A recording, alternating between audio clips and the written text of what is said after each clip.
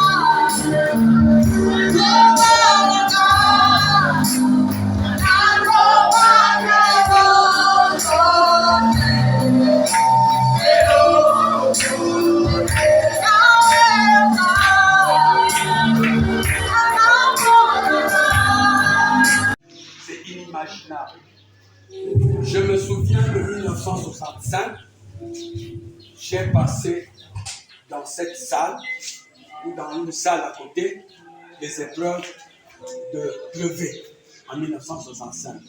Je ne sais pas si quelqu'un était déjà né. Mais je suis revenu plus tard dans le cadre de mon boulot, ici en mission régulièrement à Pointe-Noire, pour faire un travail qui était très important à ce moment-là. Mais j'en ai tiré des leçons et je vois que ce travail, il doit se faire autrement dans une autre perspective. Je venais ici pour l'orientation des élèves de terminale, pour leur orientation après le bac. Il fallait les tester, il fallait les écouter, il fallait connaître leur motivation, leur expliquer tous les rouages des études pour les orienter. Mais à cette époque, j'étais assez curieux pour m'interroger sur beaucoup de problèmes sur la jeunesse. Je n'étais pas encore réellement en Christ, mais la jeunesse a toujours été mon souci. Et alors, je menais une étude sur l'adolescence. Et c'est là que s'est imposée à moi la dimension temporelle. Seulement cette dimension temporelle m'a permis de situer les adolescents en des catégories associées à un avenir ou pas. Selon que l'adolescent s'implique dans son passé, que ce soit en bien ou en mal, il est vraiment dans ce qu'on va appeler la mort. Et il est dans l'inertie totale. Mais un adolescent qui sait se projeter dans le temps par un projet d'avenir, c'était ça mon souci, c'est d'aider les jeunes gens à se construire un projet d'avenir pour passer cette période d'adolescence de façon positive. Le devoir à cet âge-là, on l'appelle un devoir développemental. Mais par la suite, j'ai été très étonné que les adolescents qui pouvaient se projeter dans un avenir étaient des travailleurs, étaient équilibrés, étaient très positifs. Ceux qui se projetaient dans le passé étaient tristes, étaient mélancoliques. Leur schéma se résume par l'amour. Mais ceux qui s'actualisaient dans le temps actuel et qui voulaient vivre hic et nunc, maintenant, tout et sans écouter la moindre possibilité de déférer la satisfaction, cela était agressif, était vraiment marginaux. C'était des adolescents qui ne pouvaient pas écouter les adultes et qui ne pouvaient pas se mettre à travailler. Ils n'avaient pas d'avenir à préparer. Alors je me suis étonné parce que j'appelais ça la crise d'adolescence. Vous pouvez vous asseoir, excusez-moi, asseyez-vous. J'étais étonné parce que je pensais qu'un projet d'avenir était sauvé. Entre guillemets, je disais sauvé à la manière du monde. Mais j'étais étonné que plus tard, quand on fait les études, quand on regarde les statistiques, le taux de suicide est plus grand parmi les adultes. Pourquoi? Je me suis posé la question. Parce que justement, ils étaient projetés dans un projet d'avenir. Le moment de ce projet est arrivé. Ils sont devenus des adultes. Ils sont devenus des cadres. Mais un démenti était là pour tous leurs espoirs. Et c'était complètement foutu.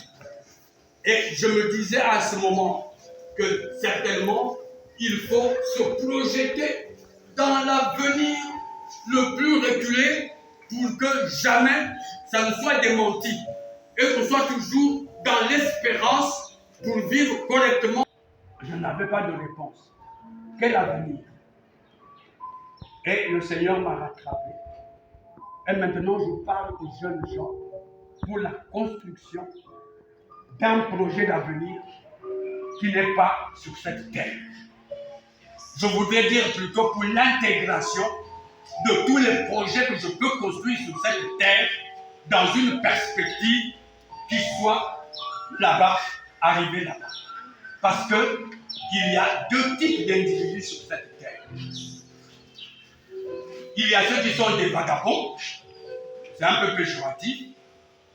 Ils vagabondent sur cette terre, ils tournent en rond, ils se font des projets qui vont s'avérer vains, vanité de vanité, sur cette terre.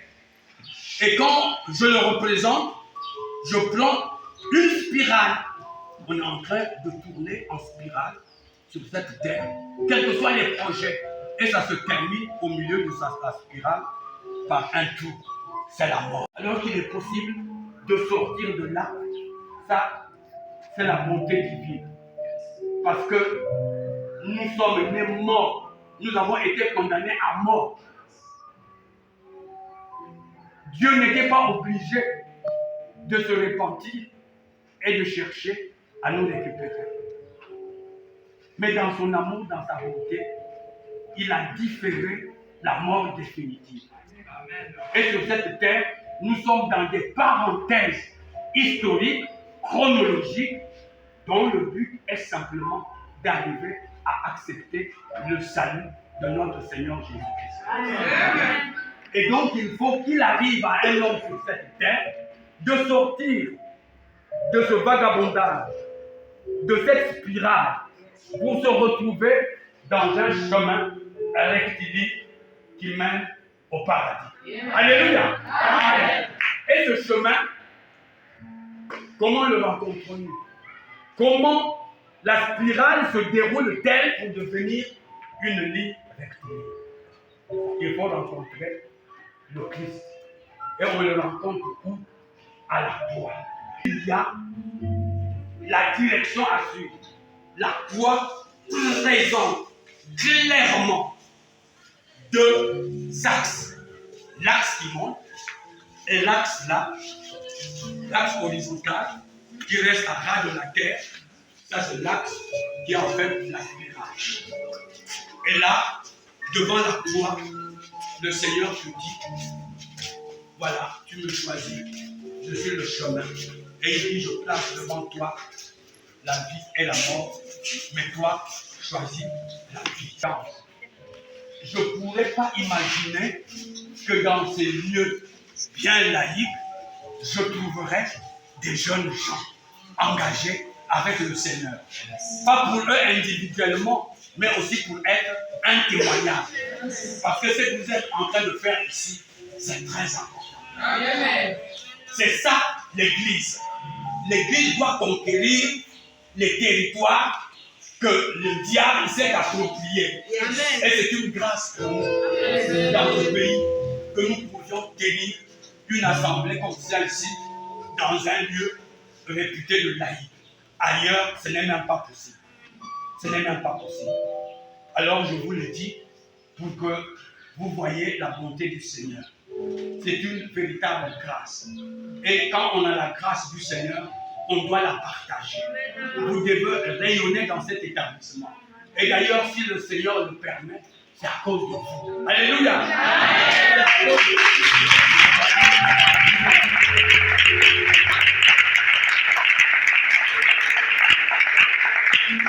Alors, même si le message que j'avais préparé est pertinent, je dis oui, je me rends compte que c'est un message pour des personnes à conquérir.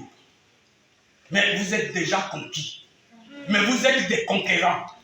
Donc nous devons toujours réviser nos arguments pour savoir comment nous tenir devant des personnes pour lesquelles le Seigneur a péri et qui sont empêchés d'entendre la bonne nouvelle et qui croient toujours qu'ils sont dans la misère, qu'ils sont perdus et qu'ils doivent se débrouiller par eux-mêmes alors que le Seigneur a tout accompli à la croix de Golgotha.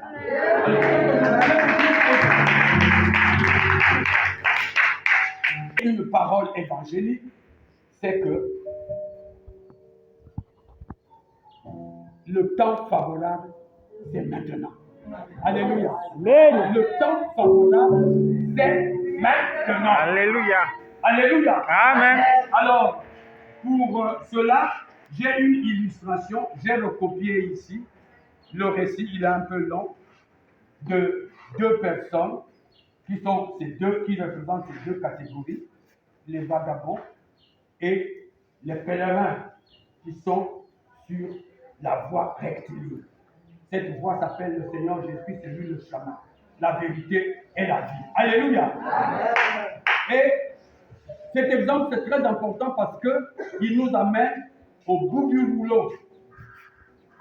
Quand, justement, cette parenthèse se ferme, qu'est-ce que nous devenons? Il y a deux types d'individus sur cette terre, des vagabonds et des pèlerins. Il y a deux destins, ceux qui restent dans le domaine de la mort et ceux qui, au contraire, ont pris le chemin de sortie et qui arrivent à la destinée, c'est le fruit de l'invocation céleste en notre Seigneur Jésus-Christ. Alors, c'est dans Luc 16, le récit de Lazare le pauvre et le riche. Alors, ça commence au verset 19 jusqu'au verset 31, mais peut-être que je vais lire à partir du verset 24.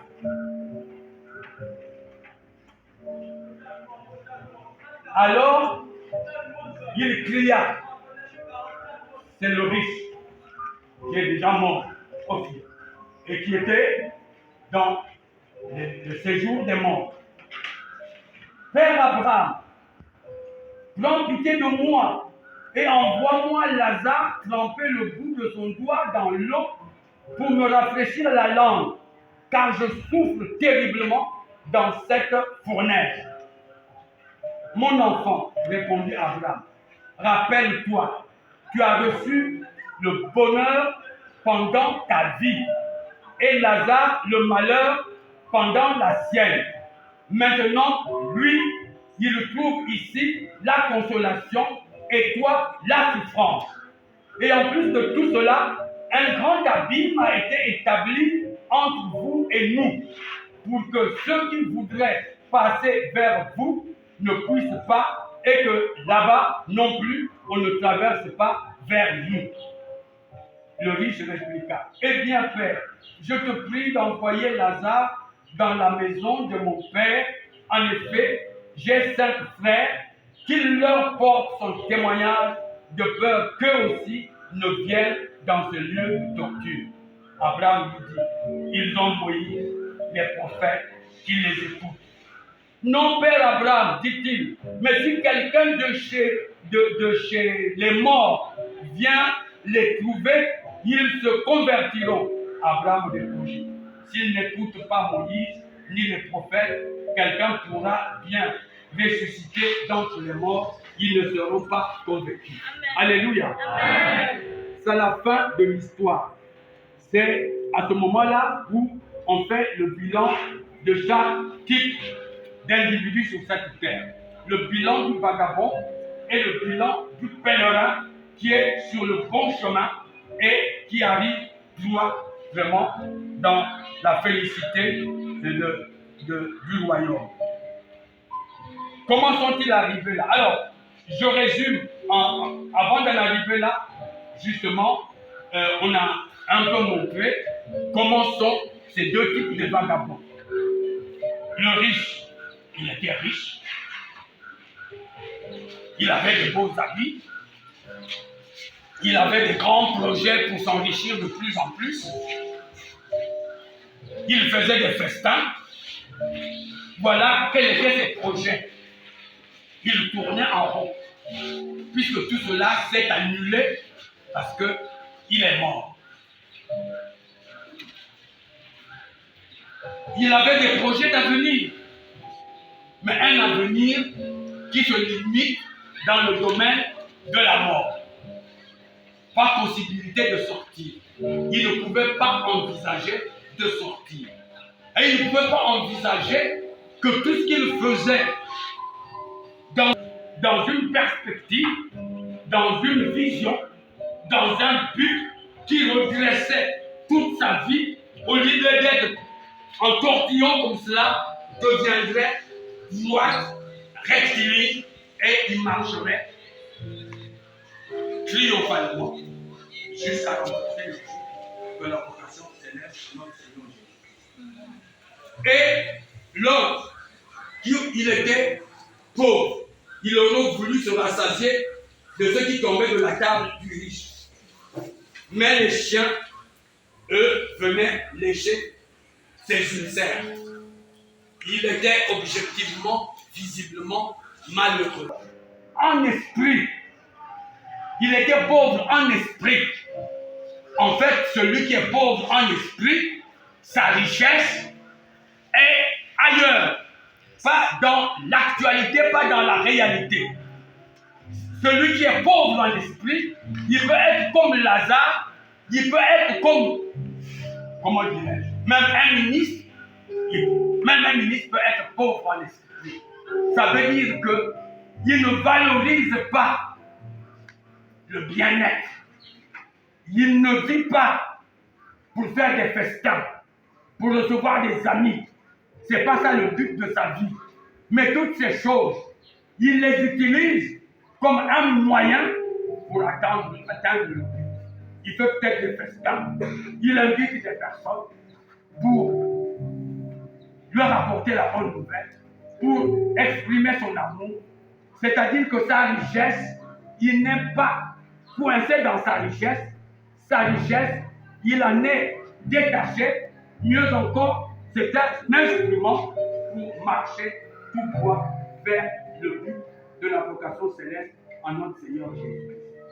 Alors on peut souffrir, on peut être malheureux comme Lazare, on peut voir les chiens venir le lécher, mais la Bible ne dit pas que Lazare se tourmentait, que Lazare blasphémait contre l'Éternel. Lazare est resté celui qui savait qu'il était un héritier d'un père richissime et que les choses de cette terre n'étaient pas si importantes que ça. Et leur importance ne peut être que dans leur intégration dans le but que je me trace, puisque le Seigneur m'a donné une parenthèse historique. Il y a un but pour cela, c'est que justement, je gagne le prix de la vocation céleste en notre Seigneur Jésus.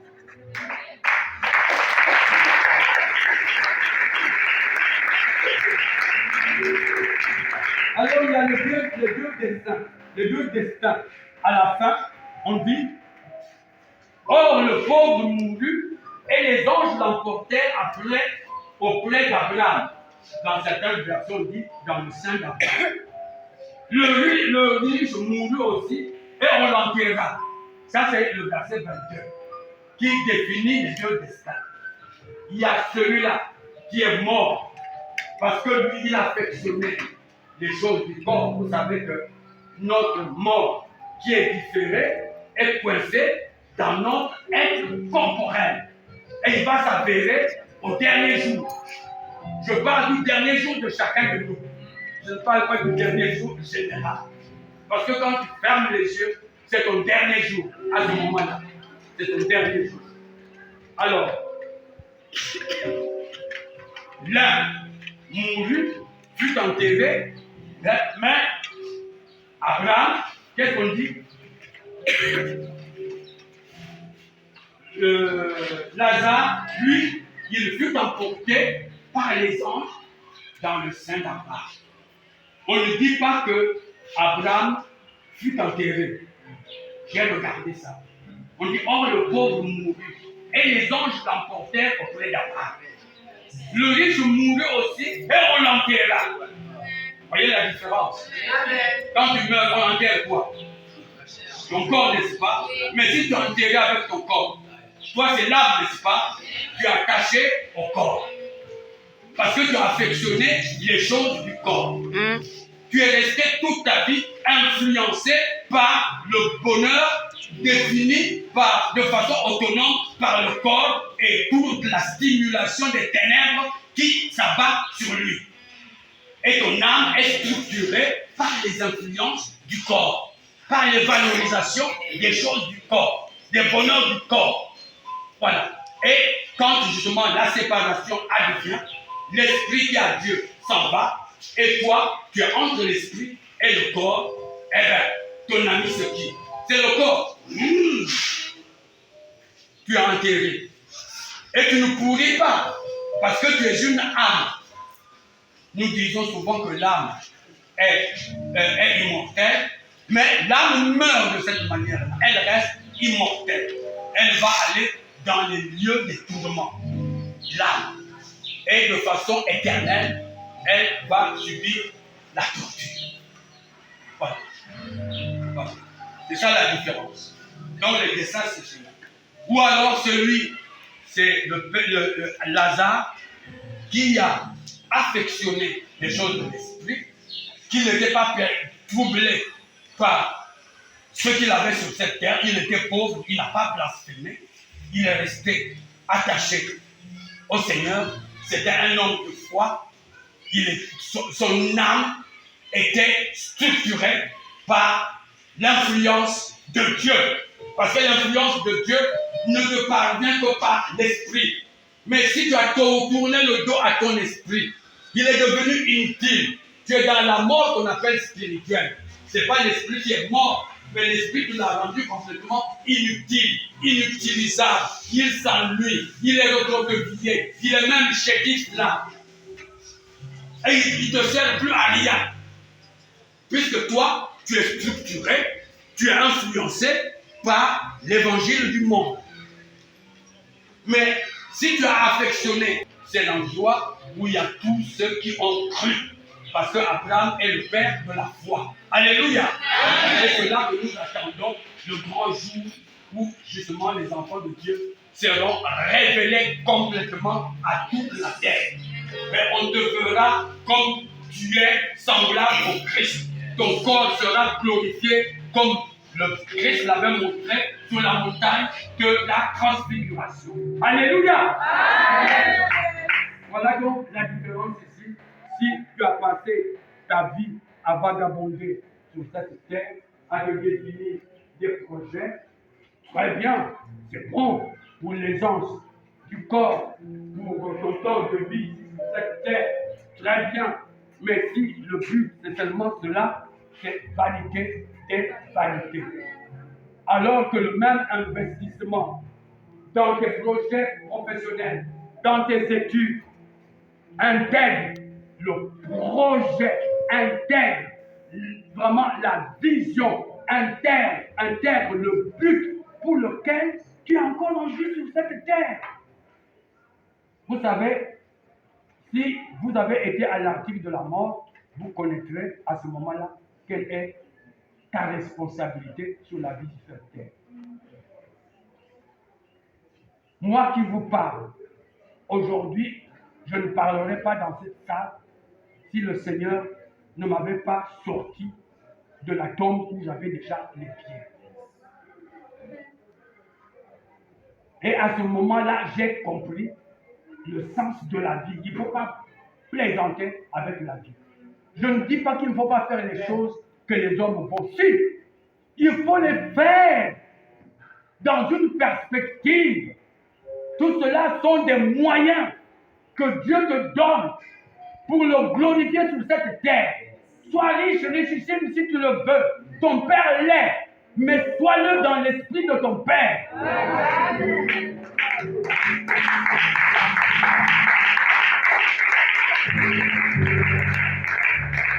Alors, la partie que j'ai lue montre que c'est quand la boucle est bouclée, quand les parenthèses sont fermées, quand justement la sanction est donnée, ce sont des situations irréversibles. Irréversibles. Ici, la seule communication qui est permise, c'est on voit là-bas le père Abraham avec Lazare là-bas, et moi je suis ici, mais je ne peux pas y aller, il ne peut pas venir. Je ne peux même pas parler à Lazare. Le riche ne peut même pas parler à Lazare.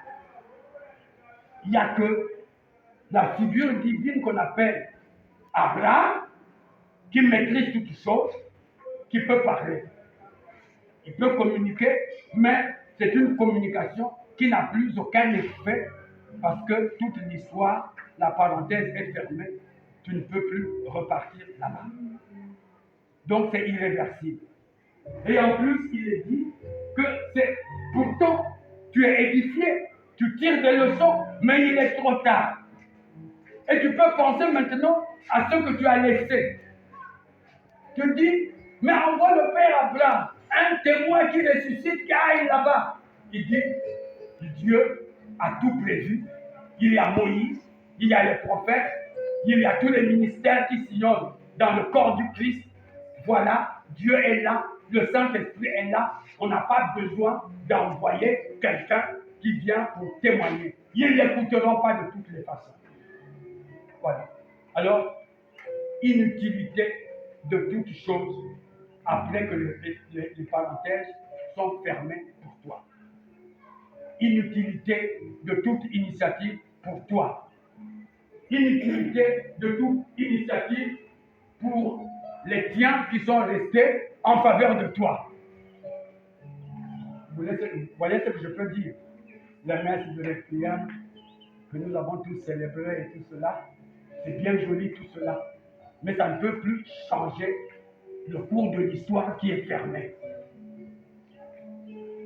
C'est pour cela que le moment favorable, c'est aujourd'hui, c'est maintenant. Ce n'est pas après la fermeture des parenthèses.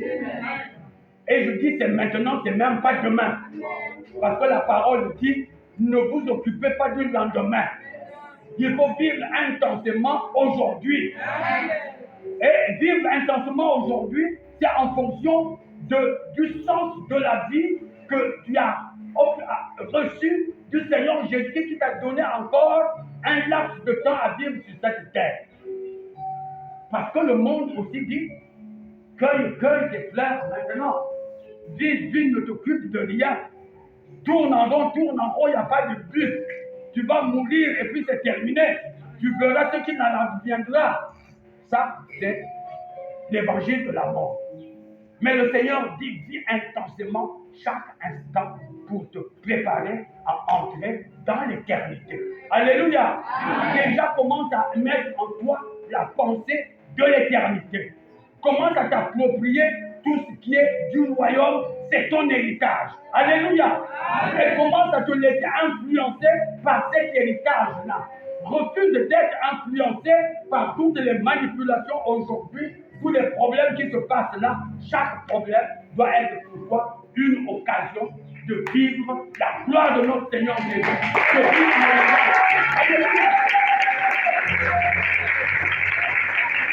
Moi, je m'entraîne chaque jour. Quand j'ai un problème, je m'entraîne chaque jour derrière la difficulté, la victoire qui est déjà donnée à la croix de Golgotha. Et je commence à me réjouir dans la difficulté. Et les gens qui me regardent, ils disent, mais le Dieu là est devenu fou. Mais qu'est-ce qui lui arrive? Ils ne voient pas qu'il y a des problèmes. Non, pour moi, ils sont mensongers parce qu'ils ont été anéantis à la croix de Golgotha. Et le Seigneur que je le déclare, que je le démontre. S'il est mis devant moi, c'est pour que moi, justement, j'affirme qu'il n'existe pas au nom de notre Seigneur Jésus. Voilà mes bien-aimés, le message que je voulais partager avec vous. Je voulais en partie faire un témoignage pour voir justement comment il nous dit qu'il valorisait des choses importantes pour la jeunesse. J'ai toujours aimé la jeunesse. Je suis arrivé à me tromper et à dire qu'ils font que tourner en rond, rien ne changera. Il faut absolument accepter le Seigneur Jésus. Et je sais que le Seigneur dit, nous pouvons prendre, j'ai préparé Ésaïe 55, 1. Vous tous qui avez soif, venez aux eaux. Même celui qui n'a pas d'argent, venez acheter et manger. Venez acheter du vin et du lait, sans argent, sans rien payer. Et dans 2 Corinthiens 6, 12, il disait, ils ont tourné vers moi le dos. C'est le Seigneur qui parle de son peuple. Et non le visage. Alors, ils ont tourné vers moi le dos et non le visage, ils ne regardent plus. Et dans le temps de leur malheur, ils diront, lève-toi et délivre-nous. Ça c'est Jérémie 2, verset 27. Dans le temps de leur malheur, est-ce qu'aujourd'hui nous sommes dans le bonheur? Vous regardez le monde aujourd'hui, vous trouvez du bonheur? Est-ce que le temps actuel est en train d'indiquer un bonheur? Alors qu'est-ce que nous attendons? C'est le moment de tourner le visage vers le Seigneur. Et c'est prophétique. Donc il faut lire les signes du temps. Ne nous morfondons pas. Au contraire, c'est les circonstances que le Seigneur prépare pour se faire trouver. Maintenant, si nous le cherchons, il se laisse trouver. Et dans Actes 17:30, il est écrit, Dieu, sans tenir compte des temps d'ignorance, annonce maintenant, à tous les hommes, en tout lieu, qu'ils aient à se repentir parce qu'il a fixé un jour où il jugera le monde entier. Les signes du jugement sont déjà visibles. Je ne veux pas traîner sur ça. Maintenant, aujourd'hui, à notre époque, on ne le voyait pas. Le monde était suffisamment naïf. Mais maintenant, le Seigneur éclaire toutes ces choses-là. Maintenant, un enfant, n'importe qui, peut détecter les signes du temps qui sont mauvais. Donc, aujourd'hui, le moment est favorable. C'est aujourd'hui que nous devons nous tourner vers le Seigneur. Ce que tu peux faire aujourd'hui, ne le remets pas au lendemain parce que tu n'es pas maître du temps. Alléluia. Alors, vraiment, je vous exhorte à rester sur le bon chemin. Restez sur le bon chemin. Je ne vous dis pas d'abandonner les études et tout cela, intégrer cela dans la perspective de gagner le royaume. Et gagner le royaume, je dis gagner le royaume, c'est amener aussi tous les enfants du royaume avec soi. Parce que nous sommes un moyen que le Seigneur a mis là où nous sommes pour emporter beaucoup d'âmes qui sont coincées, qui sont dans des prisons, qui sont vraiment liées et tout cela. Et nous savons que tout cela, toutes ces constructions empêchantes ont été anéanties à la croix de Golgotha. Le Seigneur veut simplement que nous le déclarions et que nous vivions comme des acteurs. Que le Seigneur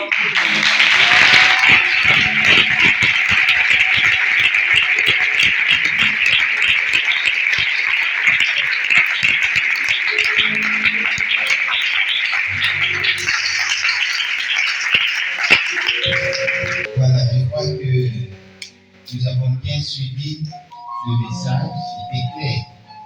Alors, c'est l'après-midi, je viens d'enseigner un appel à quelqu'un. Tu es là, tu vas peut-être dire que c'est notre professeur qui nous a invités. Oui, c'est vrai. Mais au-delà de cela, je vais dire à quelqu'un, cette invitation ne vient pas de votre professeur, cette invitation vient de Dieu. Parce qu'il veut commencer une histoire nouvelle avec toi. Je verrai si tu es là et que tu n'as pas encore donné ta vie au Seigneur. Sincèrement, si tu n'as pas encore noué une alliance avec Dieu par Jésus-Christ, tu te dis, je suis encore dans le péché et je veux que le Seigneur me sauve. Là où tu es, lève-toi, nous allons prier. Lève-toi, nous allons prier, bien-aimé. Merci. Merci pour ceux-là qui s'étaient, qui pensent cet après-midi commencer une vie nouvelle avec Dieu. J'aimerais vous dire, c'est si vous êtes jeune, jeune que vous êtes, Dieu est dans la joie de voir que vous avez choisi pour lui. Alors que la jeunesse elle-même vous oblige à choisir pour le monde. Mais vous, cet après-midi, vous vous êtes dit, on ne va pas regarder à la jeunesse, nous allons regarder à Dieu, nous allons tourner à notre Seigneur. Je dirais même mieux, nous allons consacrer à notre Seigneur notre jeunesse. La décision que vous allez prendre cet après-midi, elle est la plus importante de toutes les décisions que vous n'aurez jamais prises dans vos vies. C'est la décision qui va définir tous les restes. Et je me dis, même les jours où le Seigneur va revenir. C'est cette décision. On lance un appel comme ça, toi tu te tiens debout. Ça signifie que tu n'as pas compris. C'est la décision qu'on prend une seule fois. Je l'ai prise, cette décision. Je n'avais que 14 ans, comme vous qui êtes debout ici. Il y a des ceux qui ont 14, 15, 16, 17. Et je me réjouis parce que le Seigneur est venu vous visiter à cet âge-là. Alors prends au sérieux la décision. Et le Seigneur va vous faire beaucoup de bien. Nous allons prier avec vous. La prière, ce n'est pas ma prière. Je l'ai déjà fait, je viens de vous le dire. La prière, c'est la prière.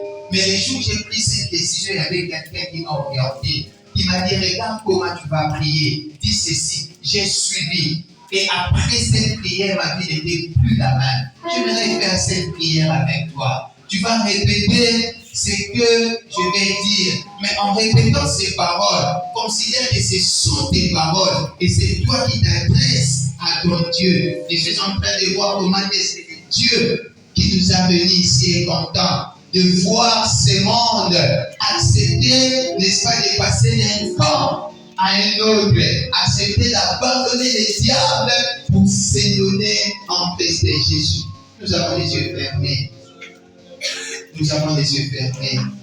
Vous allez répéter ceci. Seigneur Jésus, je viens à toi. Je reconnais que je suis un pécheur et que je fais beaucoup de mal. Pardonne-moi. Pardonne ma vie.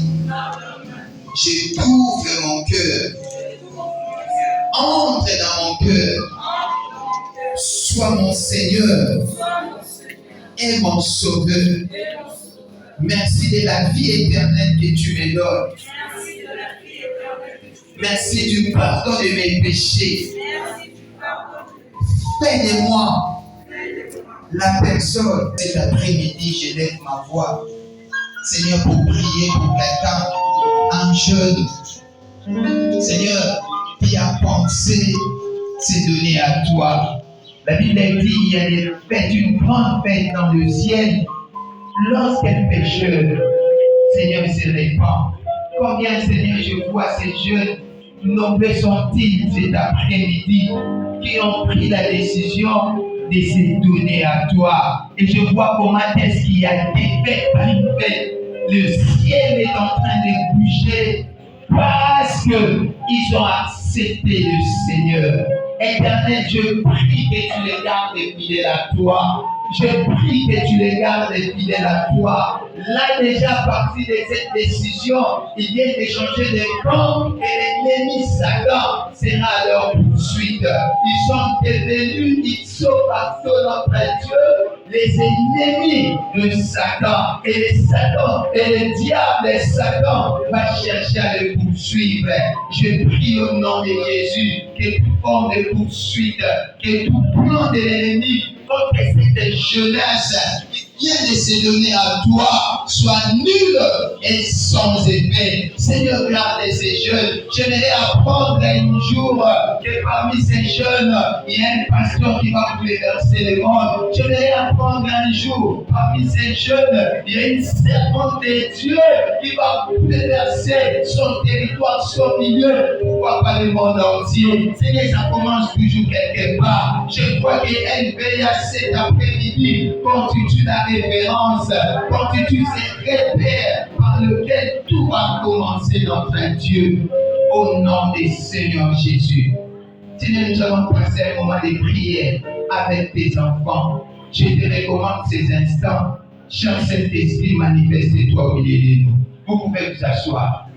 Vous pouvez vous asseoir. Alors que les chantres vont nous donner un cantique. Bien-aimés, nous sommes là pour prier. Et le Seigneur est là avec nous. Il est au rendez-vous. Il veut se connecter à quelqu'un pour automatiquement chanter. Et pendant qu'on donne un cantique, ne sois pas distrait. Tu vas dire, Seigneur, je suis là. Seigneur, je suis là dans ta présence. Cet après-midi, je veux être visité. Je veux être visité par toi. Y a-t-il? Est-ce qu'on peut nous donner un cantique? Merci.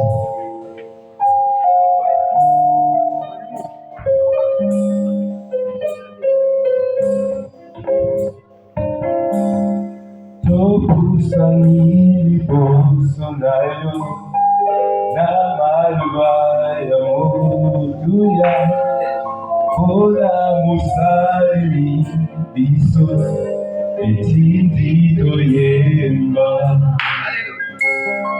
Oyo Tuzaki Jobi Peo Yotokomi Pelo Opieseni Zabi Mukolaba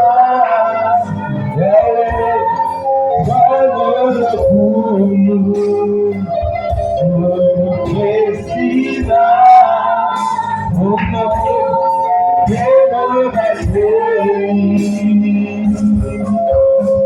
Kemogasi Bolsonaro Namalvaya Motuya Ola Musani Biso Etindi Toyemba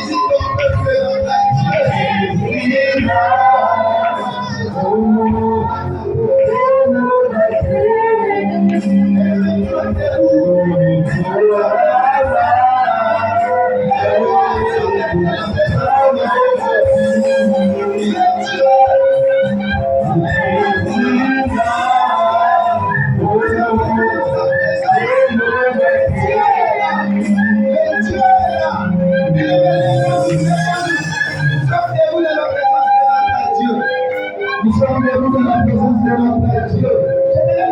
Ne peux pas laisser ce qui se passe ailleurs. Aujourd'hui, c'est le problème entre toi et ton Dieu. Ne sois pas distrait. Prie pour toi-même. Le Seigneur va te visiter là où tu es. Viens, lève-toi, lève-toi, lève-toi. Nous sommes debout. Nous sommes debout. Père est arrivé. Père est arrivé. Père est arrivé, Jésus.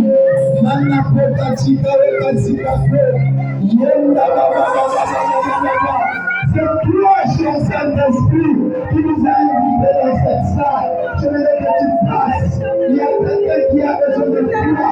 Il y a quelqu'un qui a besoin de toi. Je suis en train de voir une chose qui a besoin de toi. Je suis en train de voir une chose qui est venue. C'est après-midi. Quelqu'un qui a besoin de toi. Esprit de Dieu. Esprit de Dieu, tu es là, tu es là. Commence à circuler, commence à circuler. Touche, touche, touche, touche. Je veux que tu pries, prie ton Dieu, prie ton Dieu. Dis à Dieu, Seigneur, visite-moi, visite-moi, visite-moi. Le Seigneur veut visiter quelqu'un, le Seigneur veut visiter quelqu'un. Je ne sais pas qui, le Seigneur veut visiter quelqu'un. Tu es parmi ceux-là, que Dieu va visiter. Tu es parmi ceux-là, que Dieu va visiter.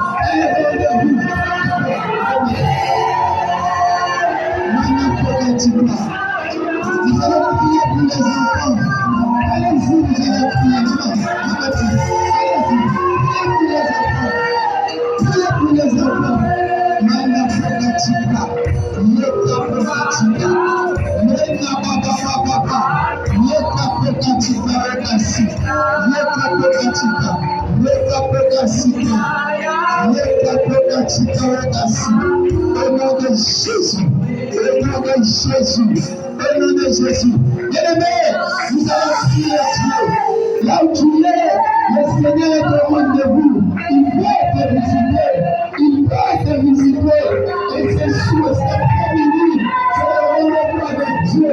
C'est le rendez-vous avec Dieu. C'est le rendez-vous avec Dieu. C'est le rendez-vous avec Dieu. C'est le rendez-vous avec Dieu.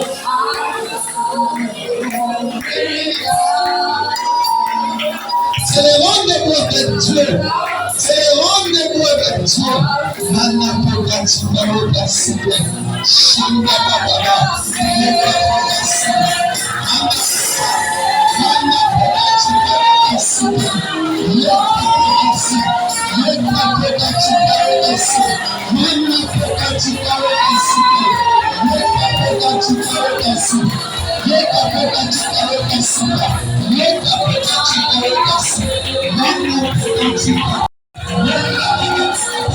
Esprit de Dieu, nous avons besoin de toi. Esprit de Dieu, nous avons besoin de toi.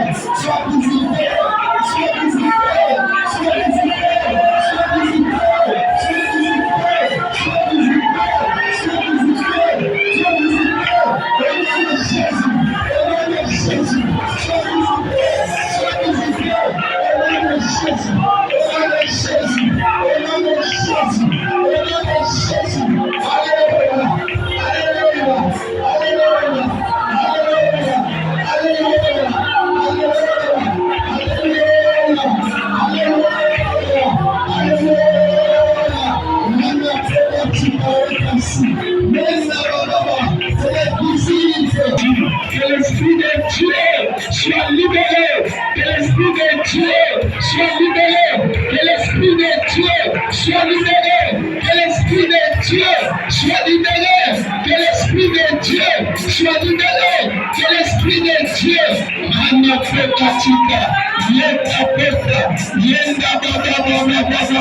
Jésus, Jésus, Jésus, Jésus.